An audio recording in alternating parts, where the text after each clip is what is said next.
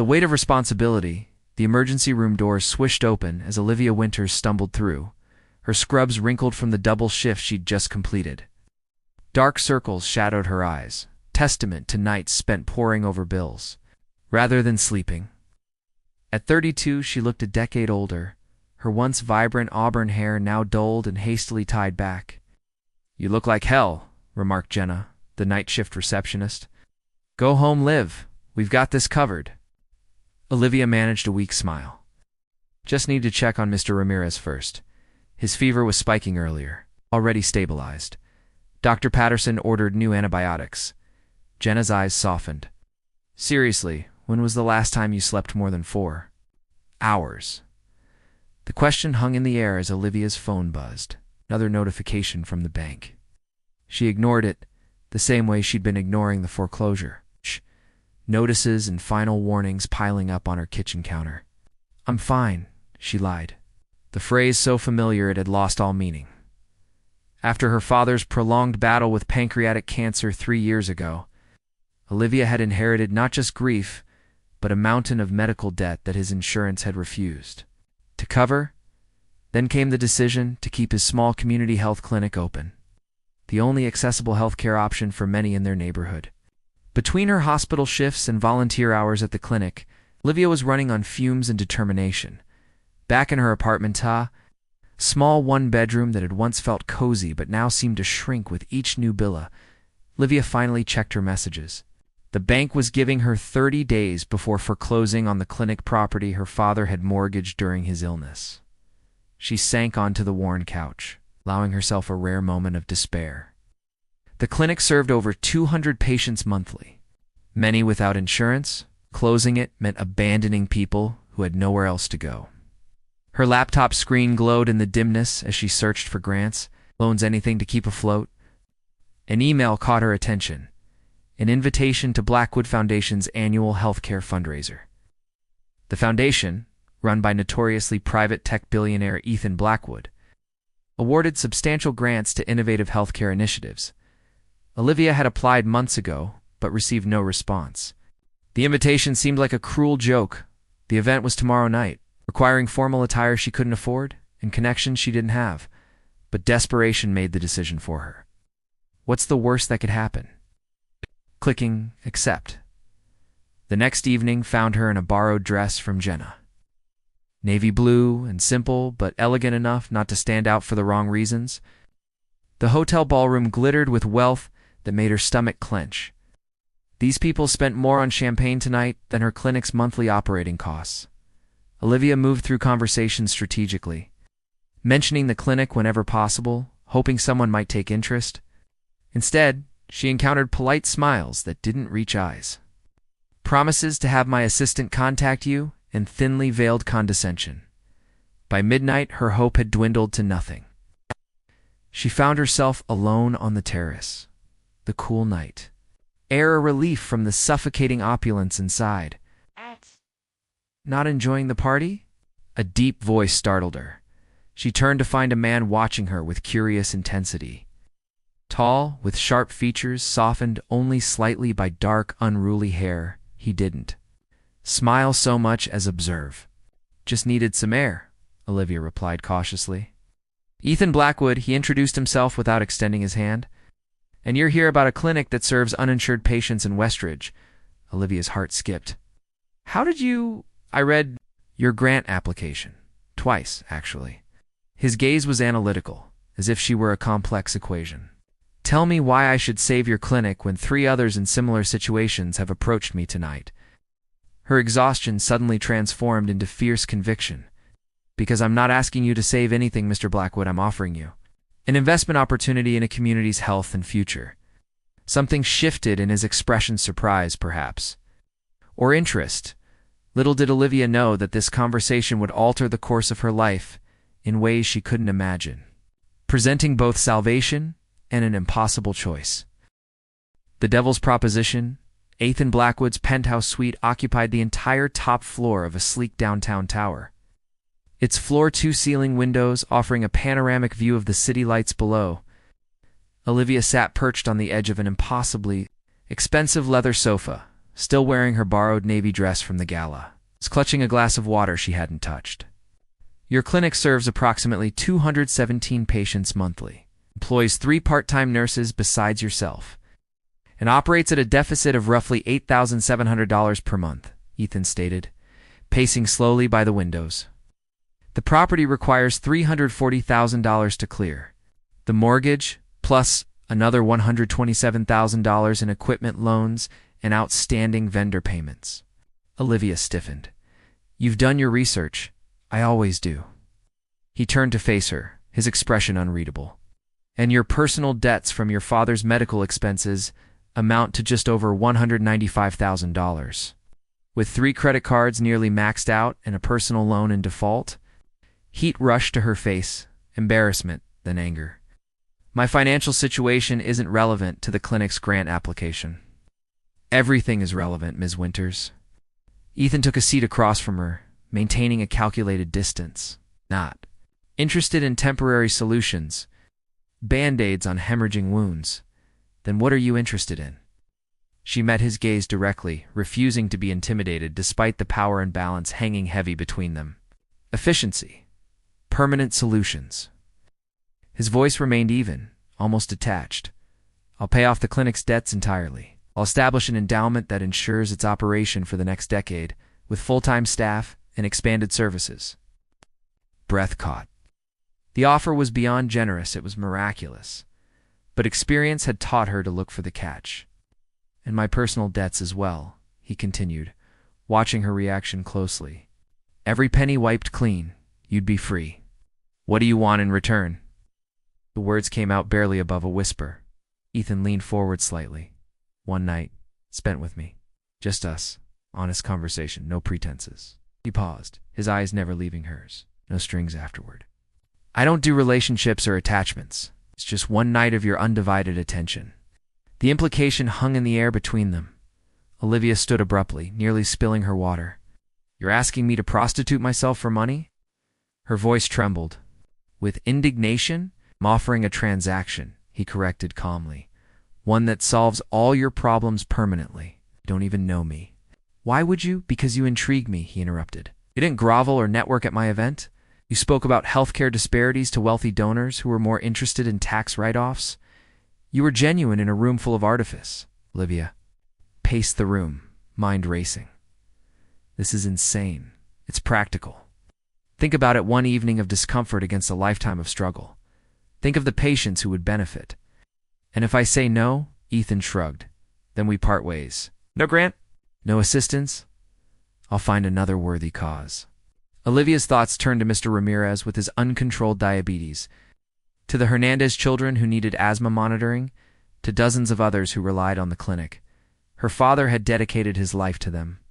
Could she do any less? Need time to think, she finally said.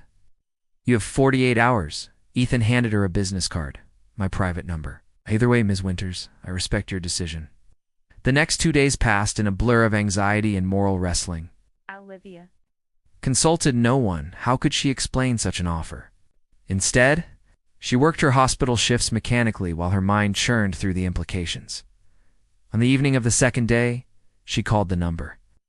I'll do it, she said when he answered, her voice steady despite her racing heart. I have conditions. This stays between us.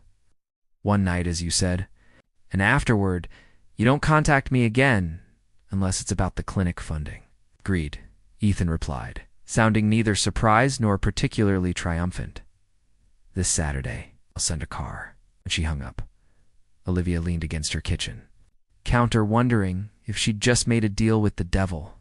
But as she looked at the latest foreclosure notice, she realized sometimes salvation and damnation came from the same source. Saturday arrived with merciless speed. Olivia dressed simply in jeans and a soft green sweater, fusing to pretend. This was a date. The sleek black car delivered her to a different address than his penthouse, a secluded modern house overlooking the ocean. Ethan greeted her at the door. Similarly casual in dark pants and a gray Henley that softened his usual corporate appearance. Welcome, he said, stepping aside to let her enter. Tonight begins and ends on your terms, Olivia. Nothing happens that you don't explicitly agree to. As she crossed the threshold, Olivia wondered if she'd just signed away something more valuable. Then she realized not her body, but perhaps a piece of her soul. Beyond transactions, the ocean whispered against the shore below Ethan's cliffside home. A rhythmic counterpoint to the crackling fire in the expansive living room. Olivia sat cross-legged on the plush rug, a half-empty glass of wine beside her, watching Ethan as he answered her latest question. "My mother died when I was 11, he said, his voice unusually quiet. Breast cancer that metastasized before anyone caught it. We had no insurance. My father worked construction jobs, paid under the table." Olivia hadn't expected this turn in their conversation. For hours had passed since her arrival, and something unexpected had happened. They'd talked. No overtures, no suggestive comments. Simply an unfolding dialogue that had gradually deepened from awkward small talk to something more authentic. "Is that why you went into healthcare technology?" she asked. Ethan's mouth quirked in a half-smile. "Partly, mostly I wanted control. When you watch someone waste away because of medical neglect, you either break or you build walls," he gestured. Around the minimalist luxury of his home, I built fortresses. The evening had begun stiffly, with Olivia braced for propositions that never came. Instead, Ethan had prepared dinner, a simple pasta dish he'd made himself, surprising her with his culinary competence. They'd eaten on the terrace. The initial conversation stilted, but gradually warming as they discovered mutual interests in medical ethics and healthcare reform. "Your father sounds like he was remarkable," Ethan commented, refilling their glasses. "Running a clinic in that neighborhood for 30 years, knowing most patients couldn't pay full rates. He believed healthcare was a right, not a privilege." Olivia traced the rim of her glass. "He used to say, medicine loses its meaning when profit becomes the primary concern. Yet profit drives innovation," Ethan countered. "My company's breakthroughs in diagnostic AI wouldn't exist without capitalist incentives." Olivia leaned forward. "But at what cost? Your technology is brilliant, but it's priced beyond reach for clinics like mine. The patients who need it most can't access it." Rather than dismissing her critique, Ethan considered it thoughtfully. "A fair point. Perhaps there's a middle ground, tiered pricing models based on community need rather than just ability to pay." As midnight approached, they'd moved from the dinner table to the living room, their conversation flowing more naturally. Olivia had expected to feel like a commodity, but instead found herself engaged in the most stimulating discussion she'd had in years. "Why me, Ethan?" She finally asked the question that had been nagging her. "The truth. That's some line about finding me intriguing." He was silent for a long moment, staring into the fire. "Because you reminded me of someone I used to be. Before the money, before the isolation." His eyes met hers, startlingly vulnerable. "You still care, genuinely care. I've spent 15 years building a fortune, but forgetting why I started. And this arrangement? This transaction? Is that meant to help you remember?" "No," he admitted. "That was just the only way I know how to interact with people anymore. Everything's a business deal. Clean, simple, emotionless." The honesty of his answer struck her.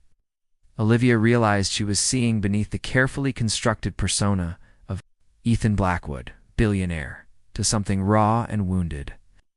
"Your father's death," she said gently. "You're still angry about it." Ethan's jaw tightened. "He drank himself to death 2 years after my mother died. Left me in the system." His voice held carefully controlled fury. "I was 13, bouncing between foster homes until I aged out." Impulsively, Olivia reached out, her hand covering his. "I'm sorry." He stared at their joined hands as if witnessing something alien. "Don't be. It made me who I am." "And who is that, exactly? Beyond the money and the power?" His eyes met hers, suddenly unguarded. "I'm not entirely sure anymore." Conversation continued deep into the night, veering from personal revelations to philosophical debates about responsibility and privilege. By 3 a.m, they'd moved closer, the initial distance between them gradually diminishing as their guards lowered. "You know," Olivia said, stifling a yawn, "this isn't at all what I expected from tonight. Disappointed?" The question held a hint of genuine concern. She laughed softly, relieved and surprised. She studied his face, handsome in an austere way, but now softened by hours of authentic conversation. "You're not the cold automaton the business magazines make you out to be. Don't tell anyone," he murmured. "It would ruin my reputation." Their eyes held for a moment too long, and Olivia felt an unexpected tug of attraction not to his wealth or power, but to the complex, damaged person emerging from behind the billion-dollar facade. As dawn approached, Ethan showed her to a guest room, maintaining the respectful distance he'd kept all night. "The transaction is complete, Olivia," he said quietly at the door. "You've more than fulfilled your end of the bargain." She hesitated, suddenly uncertain. "Ethan, ... Get some sleep," he said gently. "Everything will be taken care of as promised." Olivia closed the door. She realized something had shifted between them, something neither had anticipated. This night had been about healing, not possession. And somehow, that made it all the more dangerous to her heart. Silent benefactions, the crisp autumn air carried the scent of disinfectant and fresh paint as Olivia unlocked the clinic doors. 3 months had passed since her night with Ethan Blackwood, and true to his word, everything had changed. The mortgage had been paid in full, her personal debts erased, and an endowment established that secured the clinic's future for years to come. She hadn't seen or heard from him since that morning when his driver had taken her home. Calls. No messages, not even formal correspondence about the foundation's funding. The money had simply appeared, transferred through layers of legal entities that obscured but didn't quite hide their source. "Morning, Dr. Winters," called Teresa, the new full-time receptionist they'd been able to hire. The title still felt strange. Olivia had finally completed her physician assistant certification, something she'd put on hold during her father's illness. "Good morning. How's the schedule looking today?" Olivia hung her coat in the freshly painted office that had once been her father's, packed as usual. "The diabetes management program is already showing results. Mr. Ramirez's A1C dropped 2 points." Olivia smiled, genuine satisfaction warming her. The clinic had transformed to new equipment, expanded services, additional staff. It even added a mental health component with a part-time counselor. Patient numbers had nearly doubled. Yet despite this professional fulfillment, Olivia found herself thinking of Ethan more often than she cared to admit. Their night together had left her with questions rather than closure. She'd glimpsed something. In him, a wounded humanity beneath the wealth that haunted her. "Oh, and this came for you." Teresa handed her an envelope bearing the Blackwood Foundation logo. Olivia's heart stuttered as she opened it.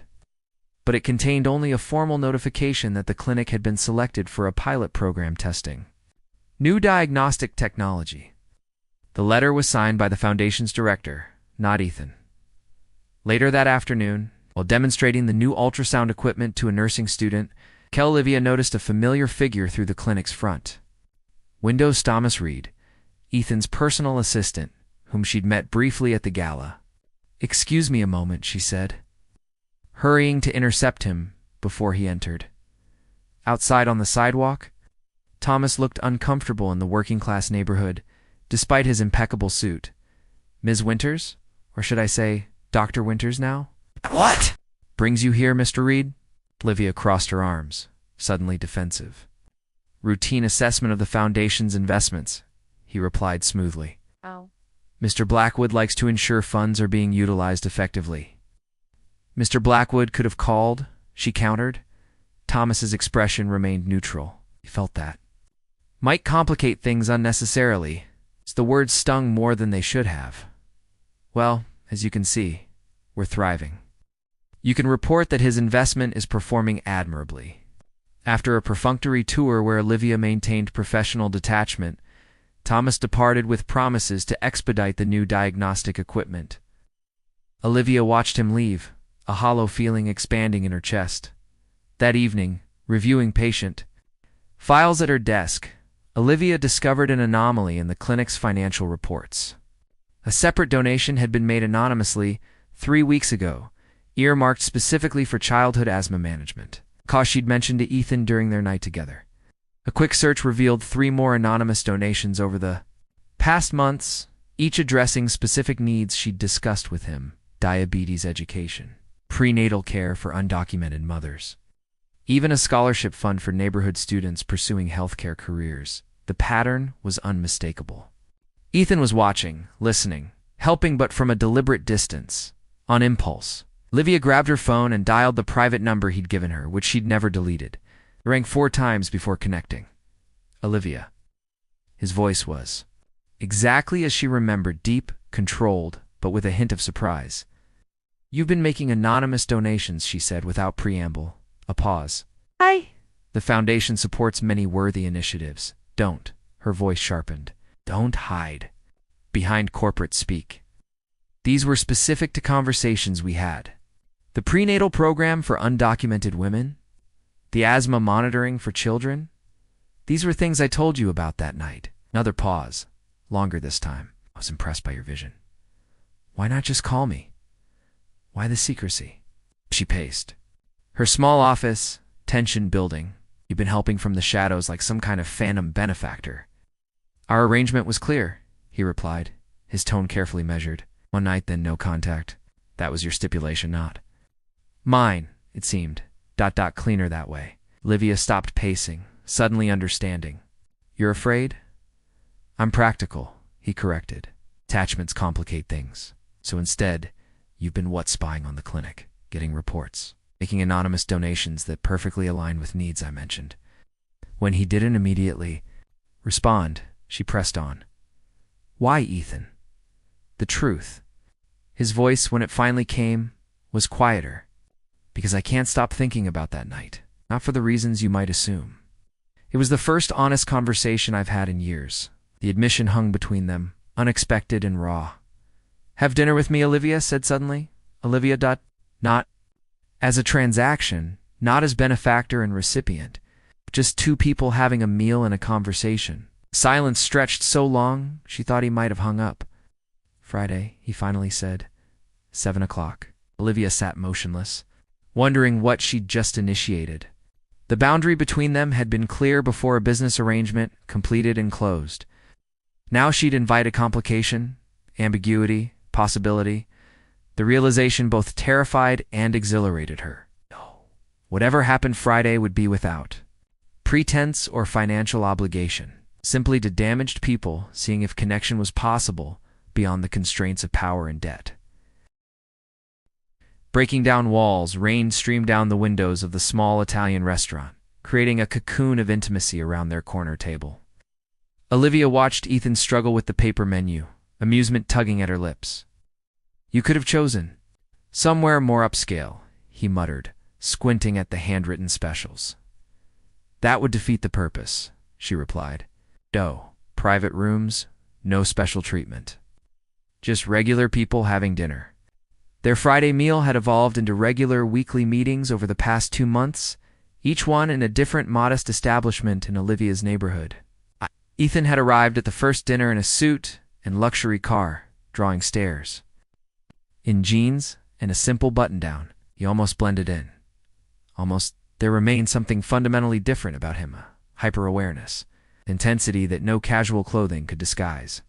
Yet Olivia had watched him gradually relax, observed his interactions with waitstaff evolve from awkward formality to genuine warmth. "How's the expansion going?" he asked after they ordered, referring to the clinic's new dental care initiative. "Ahead of schedule. You've already screened 30 children from the elementary school." She sipped her water. But you already know that, don't you? I'm sure your foundation's tracking every dollar." A smile ghosted across his face. "Busted. Though I've instructed them to be less intrusive with their monitoring."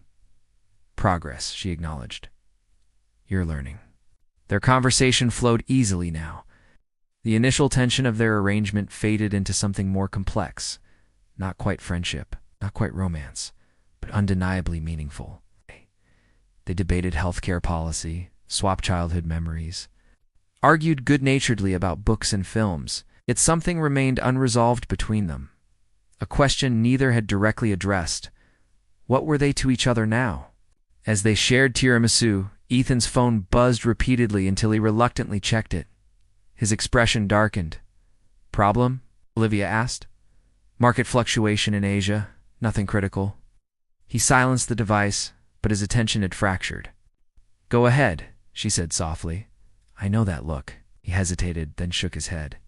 No, I'm here with you now. It's a simple statement, so contrary to his workaholic reputation, hung in the air between them. Olivia studied him, the subtle changes in his posture, the lessening of tension around his eyes, the way he'd stopped checking exits and sight lines when they entered restaurants. Why did you really make that offer that night, Ethan? The question emerged unbidden, surprising them both. He set down his fork carefully. I told you. You told me I intrigued you. That's not the whole truth. Ethan was silent for a long moment, raindrops casting shifting shadows across his face. I was testing a theory, he finally admitted, that everything and everyone has a price. That genuine principles don't exist when survival is at stake. The honesty stung, but Olivia nodded for him to continue. I've spent 15 years building walls, financial, emotional, physical. He gestured vaguely. Protecting myself by controlling everything and everyone around me. When I saw you at the gala, so obviously out of place but so uncompromising about your clinic's mission, I wanted to... He hesitated. Break me? She supplied. Prove you were like everyone else. His eyes met hers, remorseful but unflinching. Instead, you broke something in me. Olivia reached across the table, her fingers brushing his. And now I'm terrified, he admitted quietly. Because for the first time since I was a child, I care about someone else's opinion of me. I can't buy your approval or respect. I can only earn it. That's generally how healthy relationships work, she said, a smile softening her words. I wouldn't know. His hand turned to hold hers properly. I need a teacher. The simple vulnerability in his voice made her heart constrict. I'm not exactly an expert myself. You're leagues ahead of me. He rubbed his thumb across her knuckles. I've been thinking about something you said that night. About how wealth becomes a prison if you use it to isolate yourself from authentic experience. And I'm trying to break out. His grip tightened slightly. That's why I keep showing up at these neighborhood restaurants where the staff treat me like anyone else. Why I've started personally overseeing the clinic's needs rather than delegating. Why I'm sitting here terrified you'll realize. I'm still that calculating bastard who proposed such an offensive arrangement. You're not the same man, Olivia said with certainty. That man wouldn't be sitting in a rain-soaked restaurant eating tiramisu and discussing his feelings. A genuine smile transformed his face, making him appear years younger. So where does that leave us, Dr. Winters? Olivia considered the question seriously. The initial power imbalance between them had gradually equalized. She no longer felt indebted, and he no longer acted entitled. What remained was something unexpected, mutual respect, understanding, and a growing affection neither had anticipated. It leaves us at the beginning, she decided. Not a transaction or an arrangement, but a choice. Every day we choose whether to keep showing up, keep being honest, keep trying to understand each other. That sounds terrifyingly unstructured, he observed, but his eyes had lightened. Welcome to genuine human connection, she laughed. No contracts, no guarantees. Shh. As they stepped outside under his umbrella, Ethan stopped suddenly on the rain-slicked sidewalk. I need you to know something, he said, his expression serious. The foundation support for the clinic is unconditional. Whatever happens between is good or bad, that funding is secure. The declaration represented something profounder. Separation of power from personal relationship. Final dismantling of the transactional framework that had initially brought them together. Thank you for that, Olivia said softly. But I'm not worried. No. She shook her head, reaching up to touch his face gently. The man who keeps showing up for spaghetti in neighborhood joints isn't going to weaponize healthcare funding. Yes. Not who you are anymore. Ethan turned his face slightly, pressing a kiss to her palm, their first truly intimate contact. I'm still learning who I am, he admitted. But I'd like to find out with you beside me. Rain continued to fall around them as Olivia rose on tiptoes to press her lips gently against his, not from obligation or gratitude, but from genuine choice. As his arms encircled her, she realized that sometimes salvation came in unexpected forms, and that healing could begin with the most unlikely of arrangements. Their story had started with a transaction but was transforming into something far more valuable, a partnership of equals, built on understanding rather than power, and possibility rather than debt. In the gentle rain, they stood together too, broken people finding wholeness in each other's company, one authentic conversation at a time. Asterisk.